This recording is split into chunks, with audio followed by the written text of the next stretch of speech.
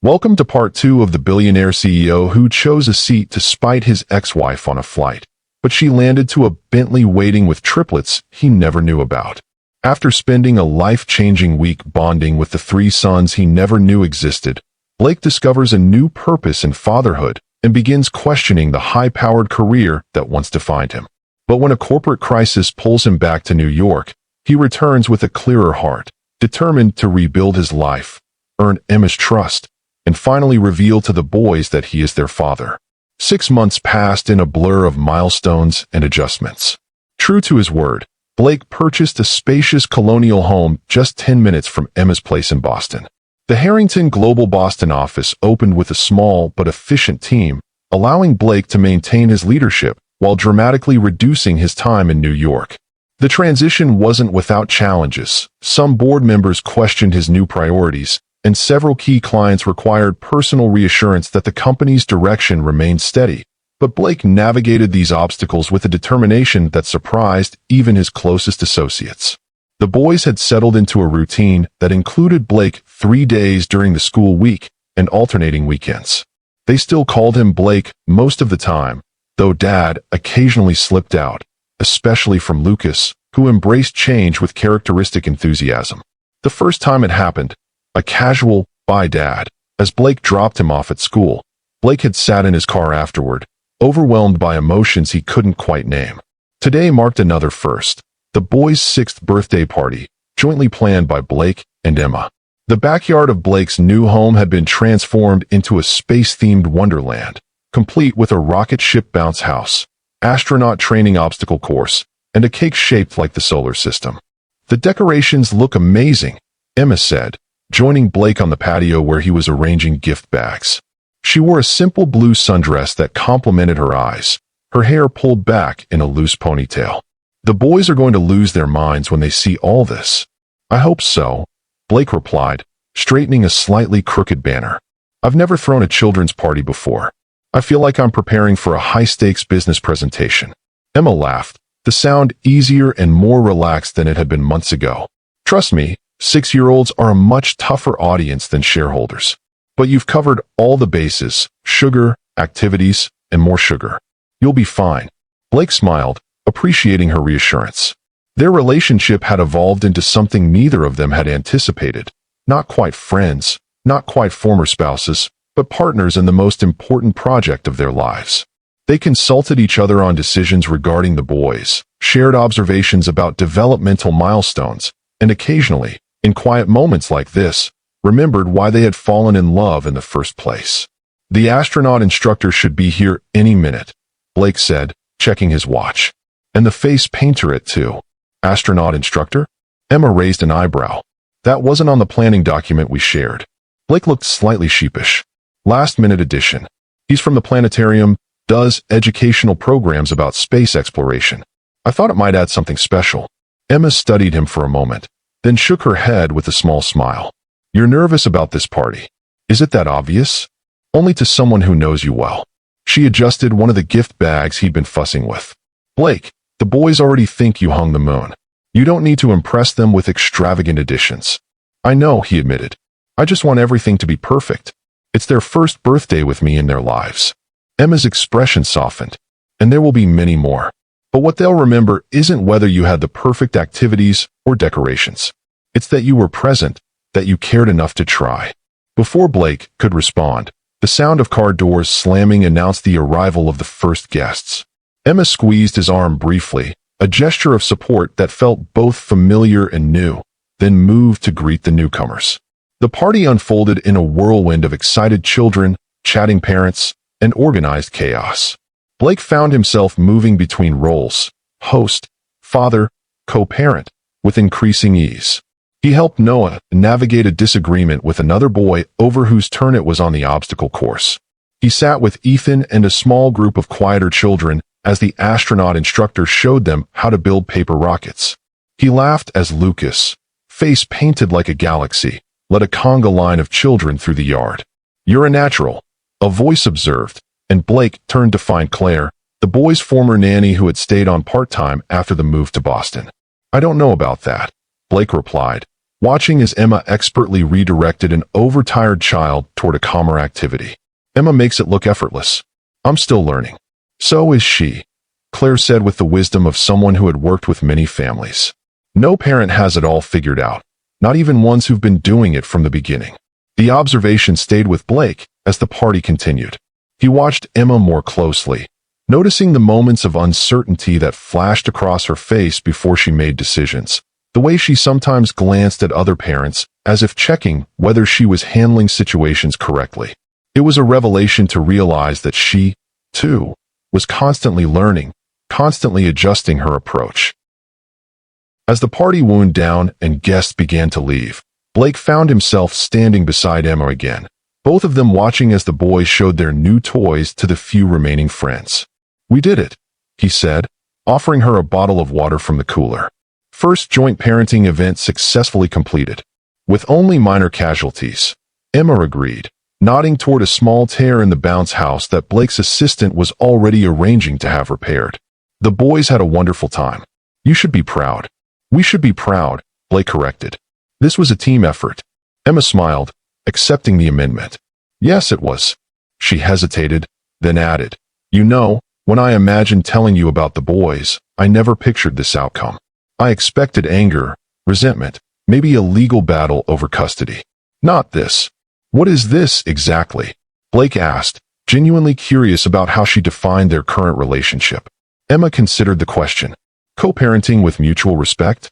A functional relationship between two people who once hurt each other badly, but are trying to do better for the sake of their children. She shrugged.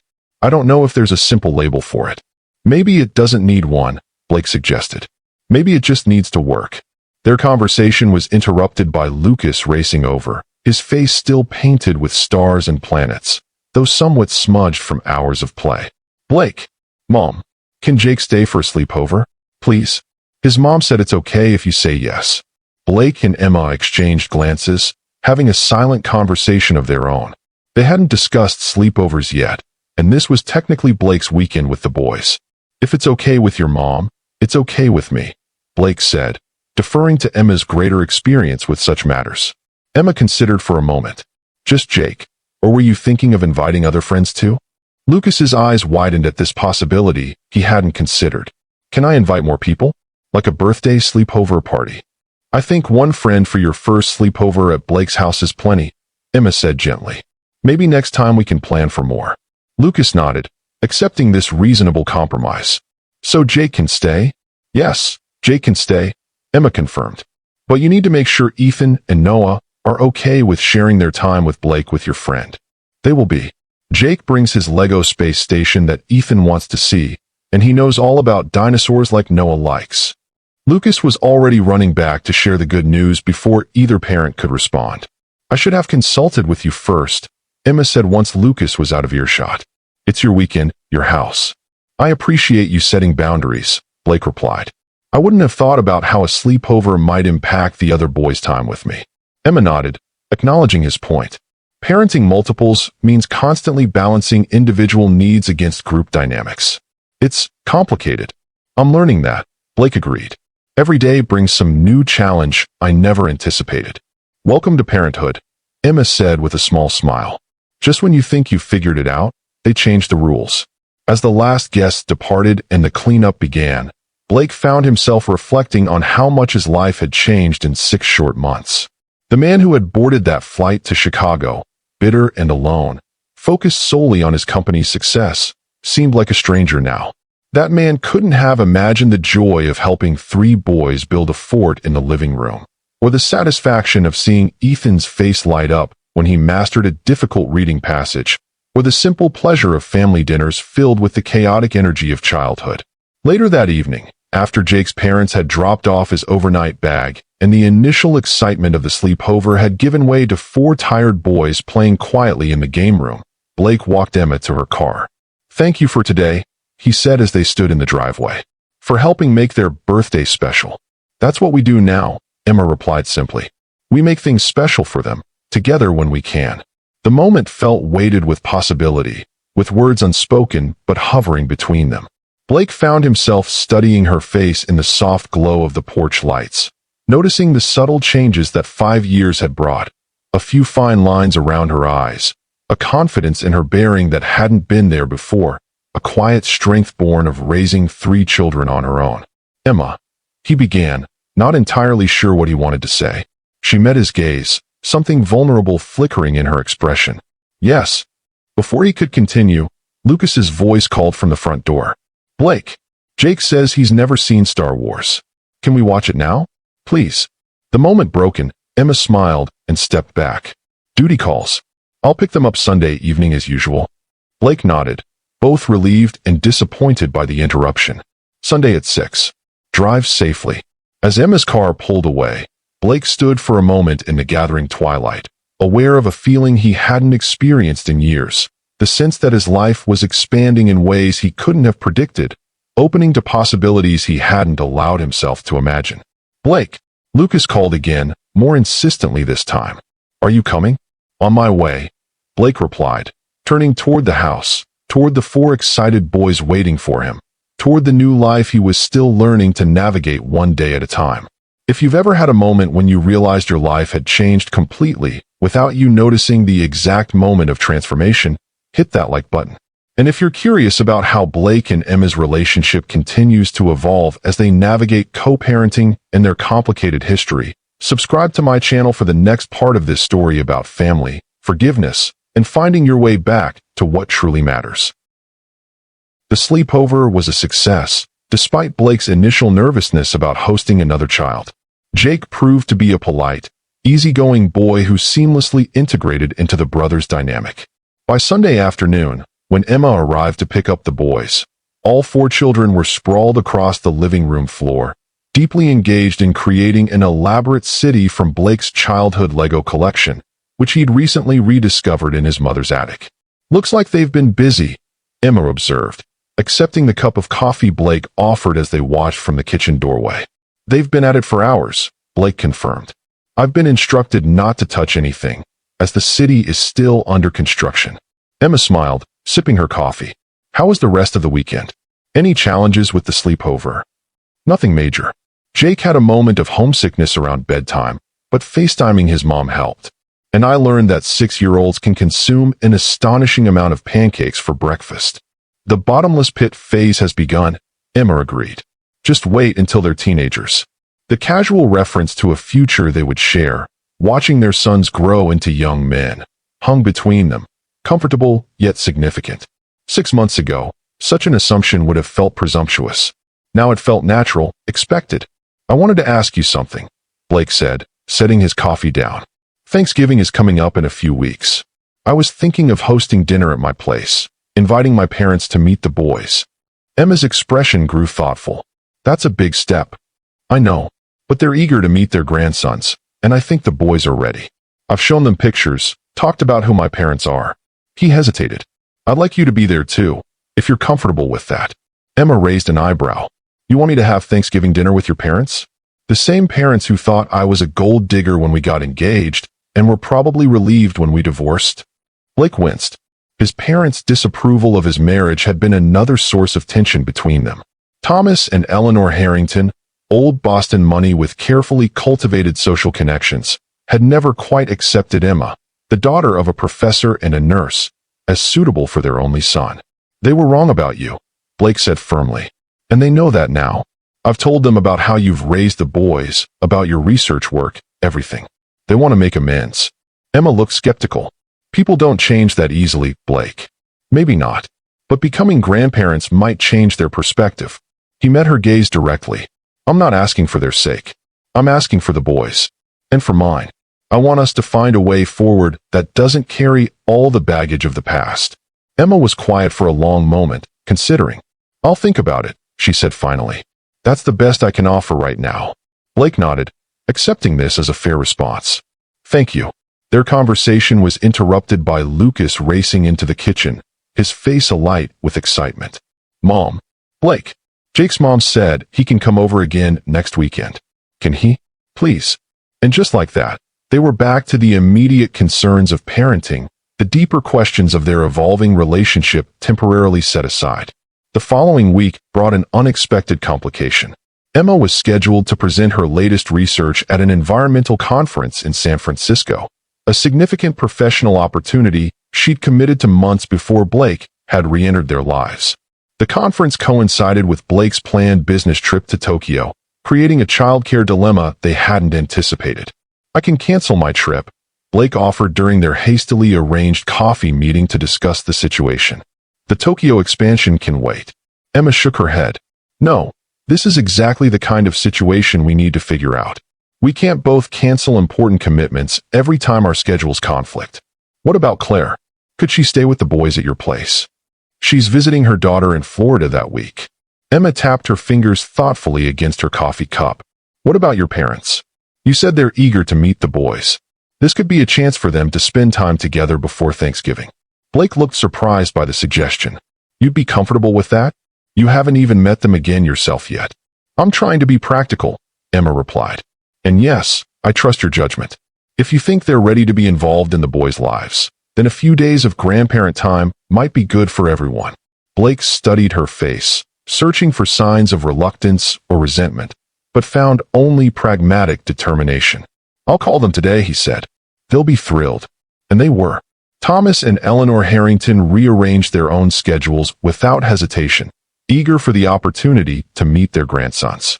Blake spent the next 2 weeks preparing both his parents and the boys for the visit, showing the children more photos, telling them stories about his childhood, and having several long conversations with his parents about the boys' routines and preferences. The day before both Blake and Emma were set to leave on their respective trips, they met at Emma's house for a final coordination session. The boys were at school, giving them space to discuss logistics without interruption. "I've prepared detailed schedules for each day," Emma said, handing Blake a color-coded printout, including Ethan's reading time, Noah's soccer practice, and Lucas's playdate with Jake. Blake accepted the schedule with a smile. "Still the most organized person I know. With triplets, organization isn't optional," Emma replied, but returned his smile. "I've also prepared a medical information folder with their pediatrician's contact information, insurance details, and notes about Noah's mild peanut allergy." "My parents are nervous," Blake admitted. "Excited, but nervous. They haven't been around young children in decades." "They'll be fine," Emma assured him. "The boys are pretty self-sufficient for their age, and they're looking forward to meeting their grandparents." Ethan asked if your father really has a library like the one in Beauty and the Beast, based on that photo you showed them. Blake laughed. "Dad will be thrilled to show it off. He's already ordered a stack of children's books about space and dinosaurs to add to the collection." They continued reviewing details, bedtime routines, homework expectations, approved snacks, the mundane yet crucial elements of their sons' lives. As they worked, Blake found himself struck by how naturally they had fallen into this co-parenting rhythm, how their once broken communication had healed into something functional, even harmonious. "I think that covers everything," Emma said finally, closing her notebook. "Your parents arrive tomorrow morning, and my flight leaves at noon. And mine at 3, Blake added. "We should be back within a day of each other." Emma nodded, then hesitated, something clearly on her mind. "Blake, there's something I need to tell you before I leave." The seriousness in her tone made him look up sharply. "Is everything okay?" "Yes, it's just." She took a deep breath. "I've been offered a position at the Environmental Research Institute in Geneva. It would be a significant advancement in my career, leading an international team studying climate adaptation strategies." Blake felt as though the floor had suddenly tilted beneath him. "Geneva? As in Switzerland?" Emma nodded. "It's an incredible opportunity, the kind that doesn't come along often." "And the boys?" Blake asked, his voice carefully controlled. "Would they go with you?" "That's what I wanted to discuss," Emma said. "I haven't accepted the position yet. There are a lot of factors to consider, the boys' relationship with you being the most important one." Blake stood, needing to move, to process this unexpected development. After 6 months of building a relationship with his sons, of restructuring his life around their presence, the possibility of them moving to another continent felt like a physical blow. "When would this happen?" he asked, struggling to maintain a neutral tone. "The position starts in June, after the school year ends." Emma watched him carefully. "Blake, I'm not making this decision unilaterally. That's why I'm telling you now, months in advance. We need to figure this out together." Blake nodded, acknowledging her approach even as his mind raced through implications and alternatives. Have you told the boys? No, of course not. Not until we've decided how to handle this. Blake paced the length of Emma's kitchen, trying to organize his thoughts. I can't lose them again, he said finally, his voice low and intense. Not now that I've found them. I know, Emma said softly. That's why I haven't given an answer yet. But I need you to understand what this opportunity means for my career. For 5 years, I've put the boys first in every decision, often at the expense of my professional growth. This position would allow me to make a real impact in my field while still being present for them. Blake turned to face her, struck by the passion in her voice. During their marriage, he had admired Emma's intelligence and dedication to environmental science, even as his own focus on building Harrington Global had gradually overshadowed her career aspirations. Now he was confronted with the reality that she had continued that work, had built her own professional identity while simultaneously raising their children. I understand, he said finally, and I want to support your career. I do. I just need some time to process what this means for all of us. Emma nodded, relief evident in her expression. That's all I'm asking for right now. Time to figure out a solution that works for everyone. The sound of the front door opening announced the boys' return from school, effectively ending their conversation. As Lucas burst into the kitchen, followed more sedately by Ethan and Noah, Blake pushed the Geneva question to the back of his mind, focusing instead on the immediate joy of greeting his sons. Blake, Lucas exclaimed, I got a gold star for my dinosaur project. The teacher said it was exceptional. That's fantastic, Blake replied, accepting Lucas's enthusiastic hug. I want to hear all about it. As the kitchen filled with the boys' chatter about their day, Blake caught Emma's eye over their heads. The unresolved question of Geneva hung between them, a reminder that their carefully constructed co-parenting arrangement faced its greatest test yet. That night, after saying goodbye to the boys and assuring them he'd call every day while in Tokyo, Blake sat in his home office, staring at the family photo that now occupied a prominent place on his desk. Emma and the boys at the beach last summer, their faces sun-kissed and smiling. The thought of that photo being taken in Switzerland next year, of seeing his sons only during school holidays and video calls, was almost unbearable. Yet as he prepared for his parents' arrival and his own departure, Blake found himself remembering Emma's words about her career, about the sacrifices she'd made while raising their children alone. Didn't she deserve the chance to pursue her professional dreams? Wasn't that what he would want for his sons someday? The courage to follow their passions, to make a difference in the world? The question of Geneva had no easy answer. But as Blake finally went to bed, one thing became clear. Whatever solution they found would need to honor both his newfound role as a father and Emma's long-deferred ambitions. The balance wouldn't be simple, but then nothing about their situation had been simple from the moment he'd chosen that seat on the plane 6 months ago.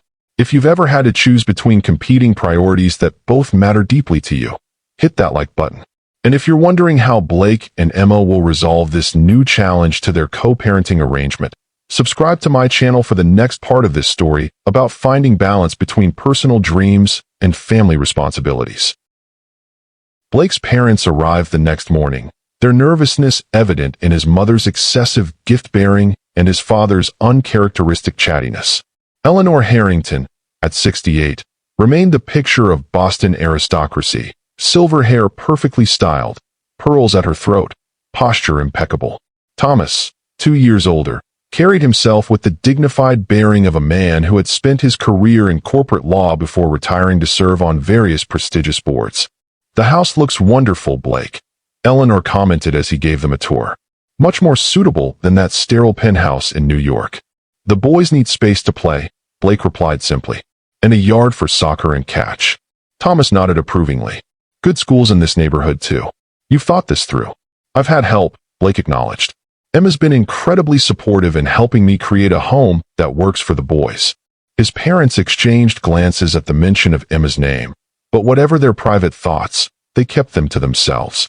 Blake appreciated the restraint, a sign that perhaps they truly were making an effort to approach this new family situation with open minds. Now, Blake said, leading them to the kitchen, I've prepared a binder with everything you need to know about the boys' routines, preferences, and schedules. He placed a thick folder on the counter. Emma's contact information is on the first page, along with mine and their pediatricians. The school knows you'll be doing pickup and drop-off this week. Eleanor raised an eyebrow at the meticulousness of the preparation. We did manage to raise you successfully, dear. I know, Mom, Blake said with a smile. But triplets are a different challenge altogether, and they have their individual needs and personalities. Tell us about them, Thomas requested, settling onto a kitchen stool. Beyond what you've shared in our calls. Blake spent the next hour describing his sons, Ethan's thoughtful nature and love of books, Noah's boundless energy and curiosity about how things worked, Lucas's confidence and natural leadership. As he spoke, he found himself sharing not just facts but feelings, his amazement at discovering parts of himself in each boy, his regret for the years missed, his determination to be the father they deserved going forward. His parents listened attentively, asking questions that revealed genuine interest rather than mere politeness. By the time Blake finished, he saw something in their expressions he hadn't anticipated: understanding. They sound remarkable, Eleanor said softly. Emma has done an extraordinary job raising them. Yes, Blake agreed, surprised and pleased by his mother's acknowledgement. She has. And now you have the chance to be part of their lives, Thomas added.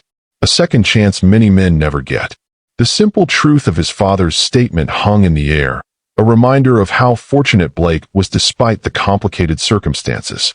Whatever challenges lay ahead, including the looming question of Geneva, the fact remained that he had found his children, had been welcomed into their lives, had been given the opportunity to be their father. I need to finish packing, Blake said, glancing at his watch. The boys will be home from school in a couple of hours. Emma's bringing them here directly, so you can meet before she leaves for her conference. As Blake headed upstairs, he heard his father say quietly to his mother, "He's changed, Ellie. I've never seen him like this." "Parenthood changes everyone," Eleanor replied. "Even our stubborn son."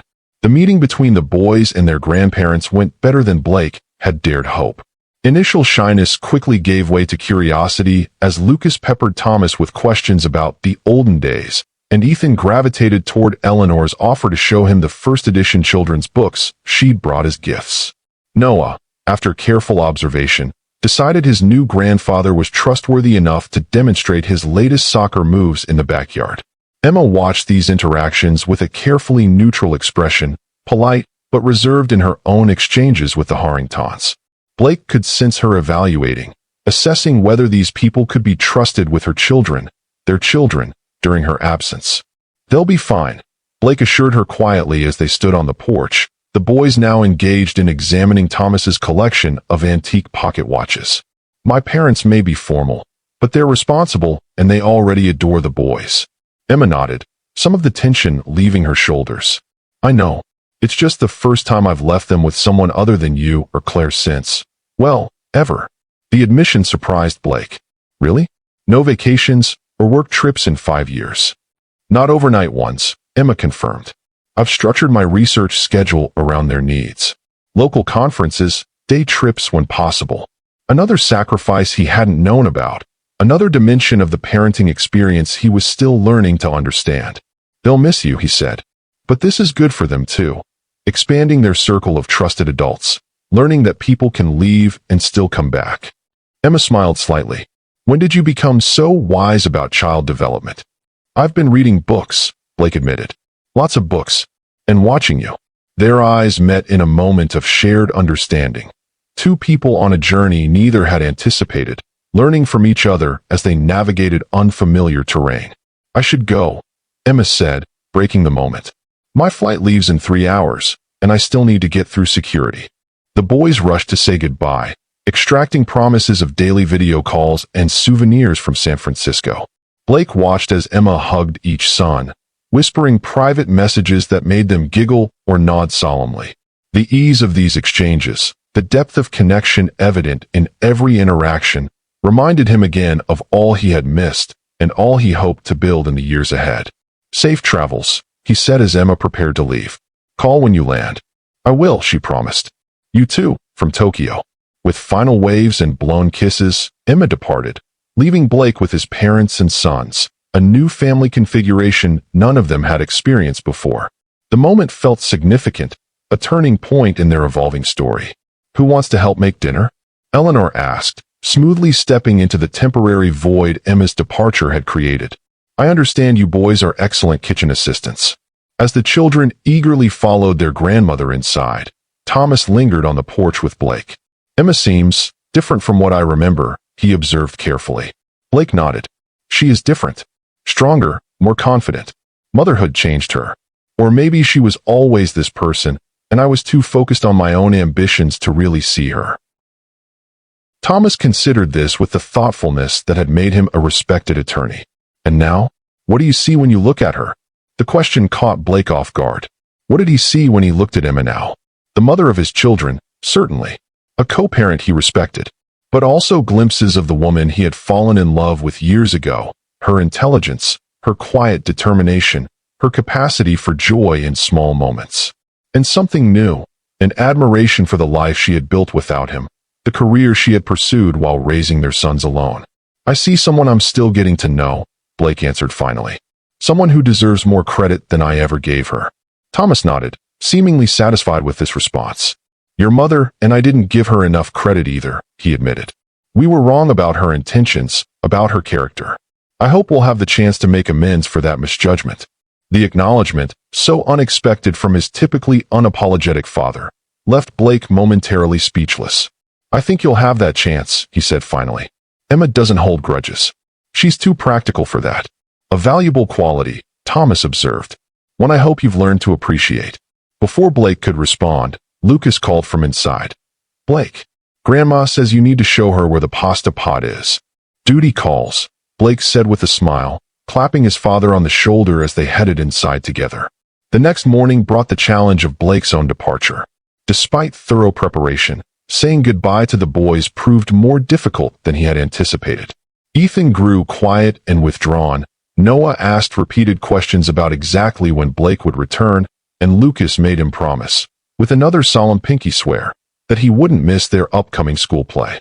I'll be back before you know it, Blake assured them, kneeling to embrace all three at once. And we'll video chat every day, just like with Mom. It's not the same, Noah pointed out pragmatically. You can't hug through a computer. No, Blake agreed. You can't. But I'll save up all my hugs for when I get back. As his car pulled away from the house, Blake felt a heaviness in his chest that was entirely new, the physical ache of separation from his children. In his previous life, business travel had been routine, unremarkable. Now it felt like leaving a vital part of himself behind.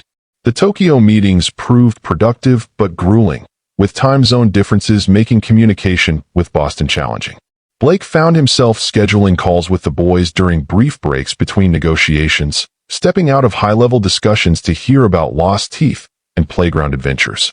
His Japanese counterparts, many of them parents themselves, seemed to understand and respect these priorities in a way that surprised and gratified him.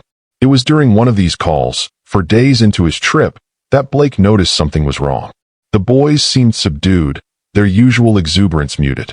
When he asked if everything was okay, they exchanged glances before Ethan, always the most forthright about emotions, spoke up. Grandma got a call from Mom's conference, he said, his voice small. Mom had an accident. She fell down some stairs and had to go to the hospital. Blake felt his heart rate spike. Is she okay? Have you spoken to her? Noah shook his head. Grandma said she's sleeping a lot because of medicine. She hurt her head and her leg.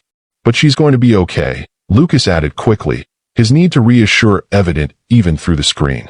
Grandma promised. I'm sure she will be, Blake said, forcing a calm he didn't feel into his voice. Can you put Grandma on the call, please?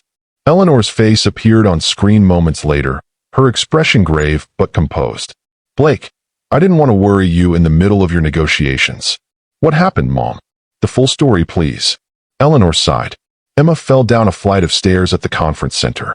Concussion, broken ankle, some bruising. She's stable, but they're keeping her for observation because of the head injury. The conference organizers contacted me as the emergency contact for the boys. Why wasn't I called? Blake demanded. You were in meetings all night our time, Eleanor reminded him gently. And Emma's medical proxy is her sister Olivia, who's flying to San Francisco now. Blake ran a hand through his hair, mind racing. I need to get back. The boys need me, and Emma. Emma is receiving excellent care, Eleanor interrupted. and the boys are fine with us. Finish your work in Tokyo. By the time you get back, we'll know more about Emma's condition and recovery timeline. The rational part of Blake knew his mother was right. Rushing back now wouldn't change Emma's medical situation, and the boys were safe and well cared for. But the thought of Emma injured and alone in a hospital 3,000 miles away filled him with a visceral distress he couldn't quite explain. "Let me talk to the boys again," he requested. When their three worried faces reappeared on screen, Blake summoned his most reassuring voice. "I'm coming home early," he told them. "I'll be there as soon as I can arrange a flight. In the meantime, be good for Grandma and Grandpa, okay? And remember that Mom is strong. She's going to be fine. Promise?" Lucas asked, his usual confidence wavering. "I promise," Blake said, making a vow he hoped with all his heart he could keep. If you've ever felt that gut-wrenching worry when someone you care about is hurt or in danger, hit that like button. And if you're wondering how Emma's accident will affect her career opportunity and the family's future, subscribe to my channel for the next part of this emotional journey about priorities, protection, and the unexpected ways life brings people back together. Blake managed to reschedule his remaining meetings and book a flight that would get him back to Boston nearly 3 days earlier than planned. During the 14-hour journey, his mind cycled through worst-case scenarios despite the reassurances from both his mother and Emma's sister Olivia, who had reached San Francisco and reported that Emma was stable, though still heavily medicated for pain. "The doctors are being cautious because of the concussion," Olivia had explained during their brief phone conversation. "But the CT scan looks good. No bleeding or swelling in the brain.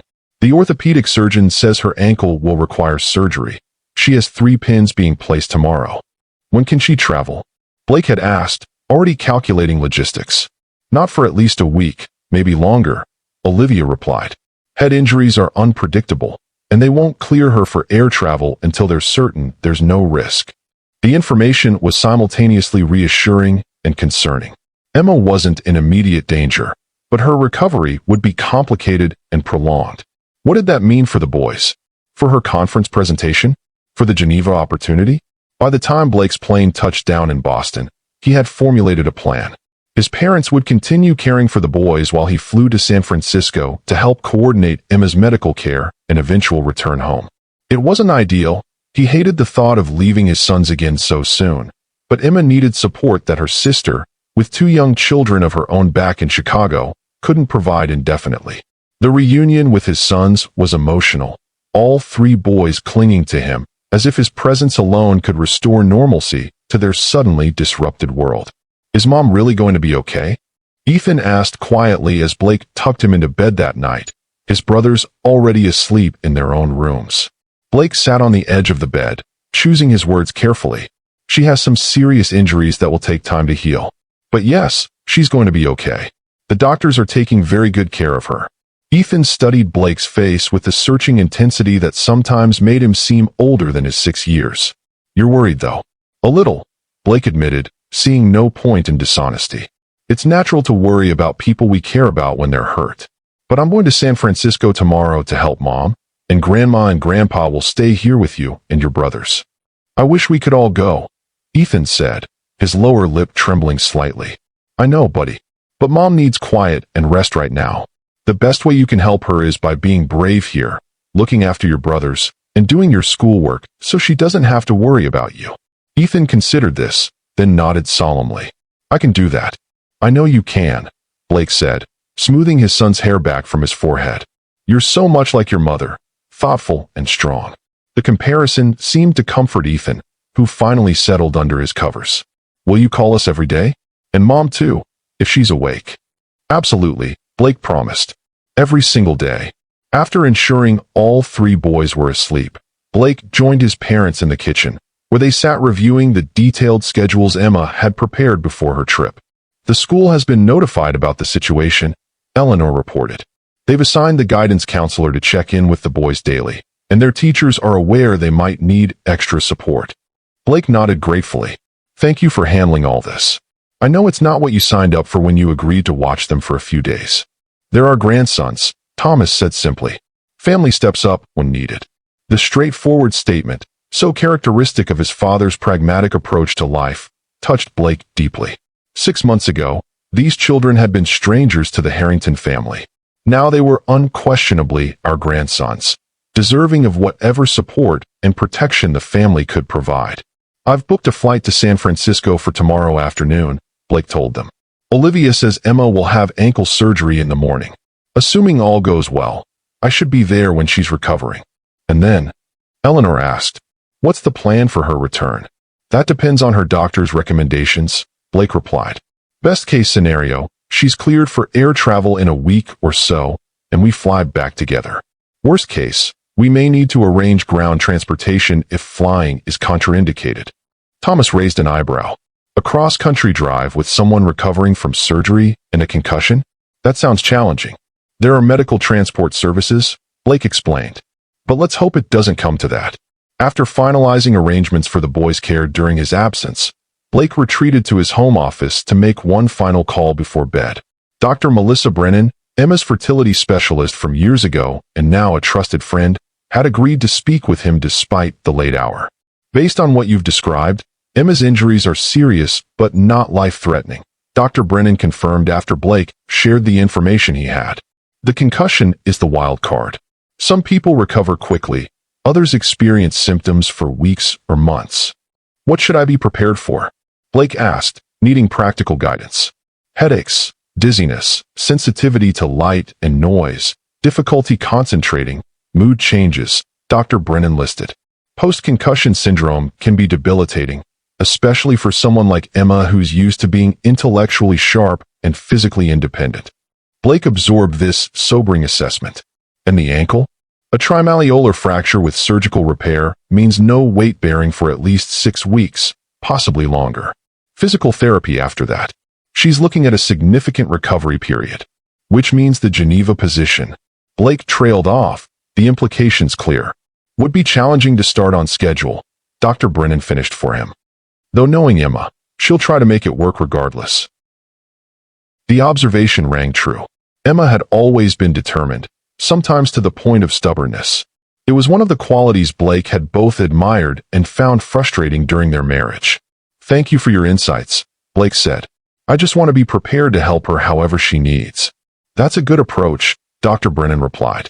Just remember that for someone as independent as Emma, accepting help can sometimes be harder than the physical recovery itself. The warning stayed with Blake as he packed for San Francisco the next morning, as he said goodbye to his sons again with promises to bring their mother home soon, as his plane climbed into the clear autumn sky. Emma had built a life without him, had raised 3 children alone, had pursued her career despite significant obstacles. How would she respond to suddenly needing help with basic daily functions? How would it affect her sense of self, her plans for the future? These questions were still circling in his mind when he arrived at the hospital late that evening. Olivia met him in the lobby, the family resemblance to Emma evident in her eyes and the shape of her face, though her hair was darker and her build slighter. She's just come back from surgery, Olivia reported. Everything went well, but she's still pretty out of it from the anesthesia. They've got her on pain management that makes her drift in and out. Has she been lucid at all? Blake asked as they walked toward the elevator. On and off, Olivia said. Enough to ask about the boys multiple times. I told her they're with your parents and that you were coming. She gave him a sidelong glance. She seemed relieved about that. The simple observation warmed something in Blake's chest. Despite their complicated history, despite the unresolved question of Geneva, Emma trusted him with their children. It was a foundation they could build on, whatever challenges lay ahead. Emma's hospital room was dimly lit, the monitors beside her bed emitting soft, rhythmic beeps. She looked smaller somehow, vulnerable in a way Blake had rarely seen her. Her right leg was elevated, heavily bandaged from the surgery. A bruise spread across her left temple, disappearing into her hairline. Her eyes were closed, her breathing deep and regular. I'll give you some time with her, Olivia said quietly. I need to call my husband and check on my kids anyway. Blake nodded gratefully, moving to sit in the chair beside Emma's bed. For a long moment, he simply watched her sleep, noting the changes 5 years had brought to her face, the fine lines at the corners of her eyes, the slight furrow between her brows that hadn't been there before. Changes that spoke of responsibility, of worry, of raising 3 children without a partner to share the burden. Without conscious thought, he reached out to take her hand, careful of the foreline. Her skin was warm, her fingers limp in sleep. The simple human contact grounded him, a physical reminder of all they had shared and all that still connected them beyond their sons. Blake. Emma's voice was raspy, her eyes still closed. I'm here, he confirmed, squeezing her hand gently. How are you feeling? Her eyes fluttered open, unfocused at first, then finding his face. Like I fell down a flight of stairs, she murmured, a hint of her dry humor surfacing despite the circumstances. That's remarkably accurate, Blake replied with a small smile. The surgery went well. Your ankle has some new hardware, but it should heal properly. Emma nodded slightly, then winced at the movement. The boys. Safe with my parents. Missing you, but handling things well. Ethan has appointed himself official keeper of your get well cards. Noah is building you a robot that will supposedly bring you drinks when you're stuck in bed. And Lucas has informed his entire class that his mom is temporarily bionic because of the metal in your ankle. A smile touched Emma's lips. Sounds about right. Her eyes drifted closed again, the effort of conversation clearly taxing. You didn't need to come. Yes, I did, Blake said simply. Emma's fingers tightened slightly around his. Thank you, she whispered, already slipping back into sleep. Blake sat with her through the night, dozing occasionally in the uncomfortable hospital chair, but mostly keeping vigil, alert to her needs when she woke disoriented or in pain. The nurses came and went, checking vitals, adjusting medications, offering him coffee as the hours passed. In the quiet darkness of the hospital room, watching Emma sleep, Blake confronted feelings he had been avoiding for months. The concern he felt went beyond co-parenting responsibility or friendly support. The thought of Emma moving to Geneva had disturbed him not just because of the impact on his relationship with his sons, but because it would mean losing her from his daily life just as they were finding a new way to be in each other's worlds.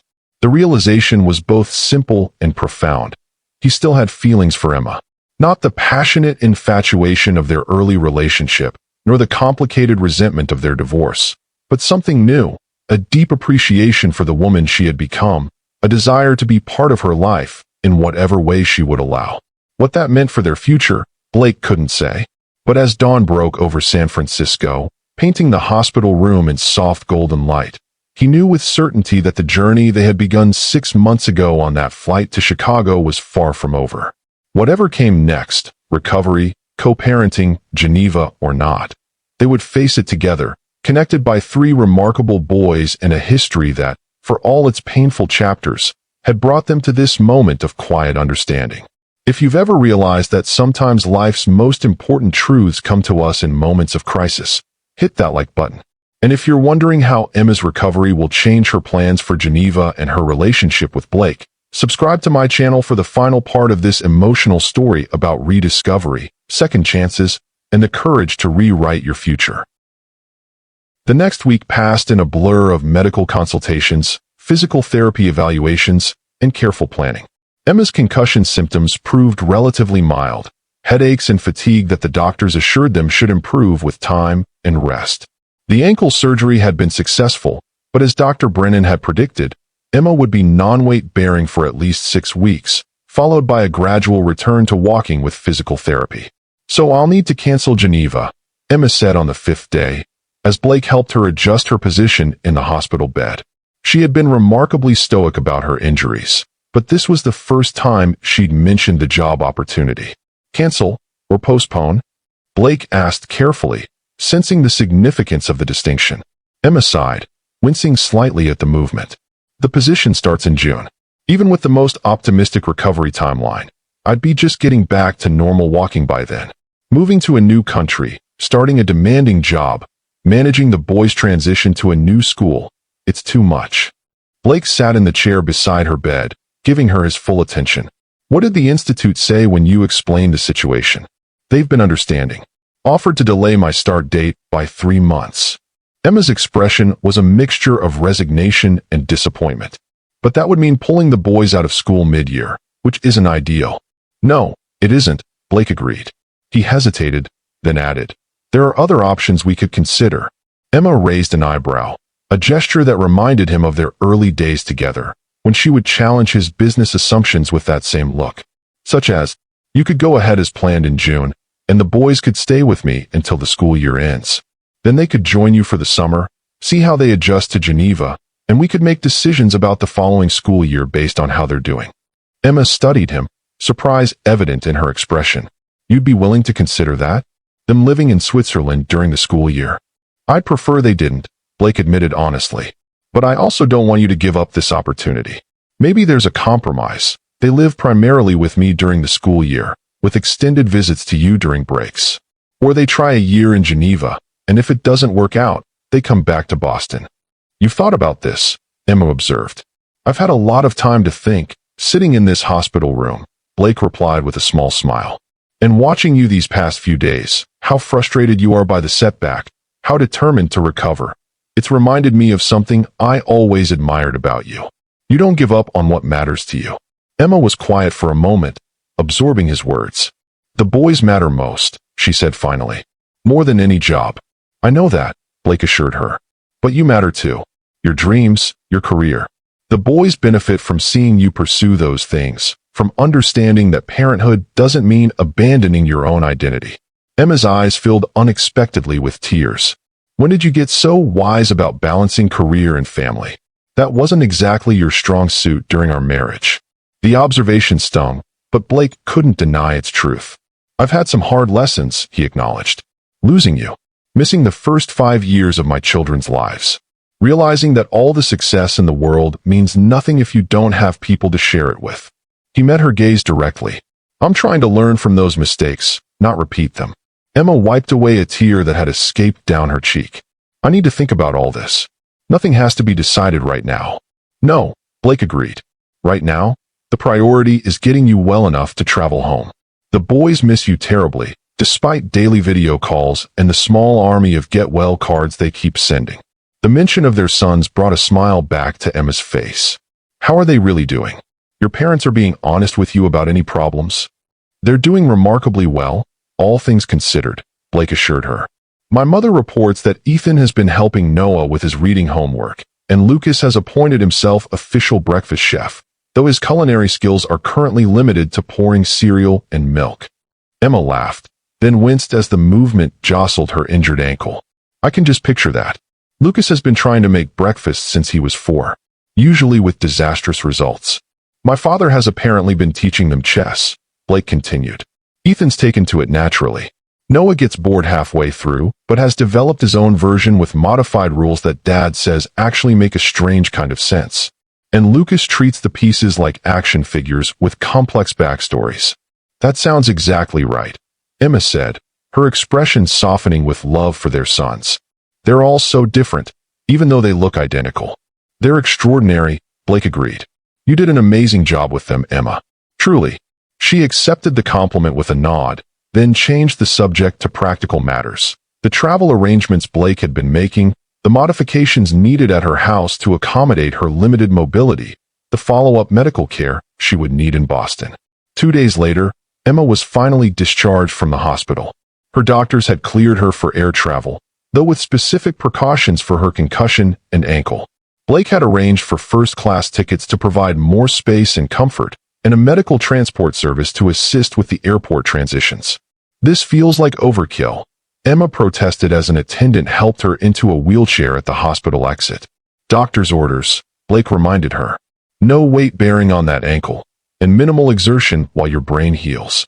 Emma sighed, but complied, allowing Blake and the medical transport team to manage the logistics of getting her to the airport and onto the plane. By the time they were settled in their first-class seats, she was visibly exhausted, the strain of even this limited activity evident in the tightness around her eyes. "Try to rest," Blake suggested as the plane prepared for takeoff. "We've got nearly 6 hours before we land." Emma nodded, already leaning her seat back. "Wake me if I sleep too long. The doctors said not to let the concussion make me too drowsy." "I will," Blake promised. 2 hours max, then I'll check on you." As Emma drifted into sleep, Blake found himself studying her profile, struck by the strange symmetry of their situation. 6 months ago, they had sat side by side on a plane, estranged and bitter, neither knowing that the journey would change their lives forever. Now here they were again, flying together, but with everything between them transformed. The realization prompted a memory, something Emma had said during that first flight, before the turbulence had interrupted their conversation. She had been about to tell him something important. In the chaos of discovering the triplets and all that followed, he had never asked her what it was. When Emma woke an hour later, shifting uncomfortably in her seat, Blake helped her adjust her position and offered her water and pain medication. "Thank you," she said, her voice still thick with sleep. "For all of this. I know it's disrupted your entire schedule." "Some things are more important than schedules," Blake replied simply. Emma studied him over the rim of her water glass. "You really have changed." "I hope so," Blake said. "For the better." They sat in companionable silence for a few minutes, the hum of the airplane creating a private bubble around their conversation. Finally, Blake asked the question that had been on his mind. "That day on the flight to Chicago, before the turbulence hit, you were about to tell me something. What was it?" Emma looked surprised, then thoughtful. "You remember that?" "I do. You said there was something I should know before we landed." Emma's gaze drifted to the window, to the clouds passing below them. "I was going to tell you about the boys," she admitted. "I decided during the flight that I couldn't let you find out by accident, that I needed to control how the information was shared." A rueful smile touched her lips. "Obviously, that plan didn't work out." "Why then?" Blake asked. After 5 years of silence, "Why choose that moment on the plane?" Emma turned back to him, her expression serious. "Because seeing you again, even though it was painful and awkward, reminded me of something I'd been trying to forget, that despite how things ended between us, you weren't a bad person. Misguided sometimes, too focused on work, quick to assume the worst when you found those messages, but not malicious. Not someone who deserved to never know his children." The honest assessment, acknowledging both his flaws and his fundamental decency, touched Blake deeply. "Thank you for that," he said quietly. "For seeing the possibility of redemption, even then." "I wasn't sure how you'd react," Emma continued. "I had all these scenarios planned out. You might be angry, you might not believe me, you might want nothing to do with them. I never imagined that I'd restructure my entire life to be near them." Blake finished for her. "That I'd discover being a father matters more to me than being a CEO? Something like that," Emma agreed with a small smile. "I never imagined it either," Blake admitted. "But from the moment I saw them at the airport, nothing else mattered as much. Nothing else has felt as real or as important since." They lapsed into silence again, both reflecting on the unexpected journey that had brought them to this moment. As the plane began its initial descent into Boston, Emma spoke again, her voice soft but determined. "I've been thinking about Geneva." Blake turned to her, giving her his full attention. "And I want to accept the position," she said. "But not until January of next year. That gives me time to fully recover, to prepare the boys, and to work out a co-parenting arrangement that's fair to everyone." She met his gaze directly. "Including you." "January," Blake repeated, processing this compromise. "That would give us time to visit Geneva together, to look at schools and housing options, to help the boys understand what's happening." Emma nodded. "And to see if your idea could work, them staying with you to finish the school year, then joining me for the summer. We could make decisions about the following year based on how they adjust." The proposal was reasonable, thoughtful, characteristic of Emma's practical approach to challenges. Yet Blake found himself hesitating, aware of something left unsaid. "What about us?" he asked finally, the question that had hovered between them for months finally spoken aloud. Emma's expression softened. "What do you want there to be between us, Blake?" It was a fair question, one that deserved an honest answer. "I don't know exactly," he admitted. "But I know I want you in my life as more than just the mother of my children. These past months, getting to know you again, seeing the woman you've become, it's made me realize what I lost when I let my pride and insecurity drive you away." Emma was quiet for a long moment, her gaze steady on his face. "I can't make any promises," she said finally. "Too much has happened, and we're both different people now. But I'm open to exploring what might be possible between us, slowly and carefully." It wasn't a declaration of love or a commitment to reconciliation, but in its honesty, its openness to possibility without expectation, it felt like the perfect response. A door neither closed nor flung wide, but thoughtfully left ajar. "That's all I can ask for," Blake said. "Time and openness to see where this journey takes us." As the plane touched down in Boston, Blake was struck by a sense of completion, not an ending, but the closing of one circle and the beginning of another. 6 months ago, a spiteful decision to sit beside his ex-wife had changed everything. Now, returning home with her, he understood that the true journey was just beginning. The boys were waiting at Blake's house, barely contained by their grandparents as the medical transport van pulled into the driveway. As soon as Emma was settled in her wheelchair on the front walk, 3 small bodies launched themselves toward her, careful of her injuries but desperate for the physical reassurance of her presence. "Mom, you're really home. Does your ankle hurt a lot? We made your room all ready with extra pillows." The chorus of voices and questions washed over them as Blake stood back, watching the reunion with a full heart. Eleanor appeared beside him, her hand resting lightly on his arm. "You did well, bringing her home," she said quietly. "We brought each other home," Blake corrected, the truth of the statement resonating deeply within him. As Emma looked up from the tangle of small arms embracing her, her eyes met Blake's over their sons' heads. The smile they shared held acknowledgement of all they had been through and all that still lay ahead. Challenges and joys, separations and reunions, the complex dance of 2 lives connected by 3 remarkable children and a history that, despite its painful chapters, had led them back to each other. Not to the same place they had been before, but to somewhere new, somewhere built on truth and forgiveness, on mutual respect and shared purpose. Somewhere they could begin again, wiser for the journey that had brought them full circle. If this story touched your heart, please hit that like button and subscribe to my channel for more stories about love, family, and second chances. Remember that sometimes life's greatest gifts come disguised as its greatest challenges, and the seat you choose on a plane might just change your destiny forever. What do you think? Would you be willing to try again with someone who broke your heart if circumstances brought you back together? Or would you, like Emma, approach the possibility with cautious openness? Share your thoughts in the comments below, and thank you for joining me on this remarkable journey of rediscovery and new beginning.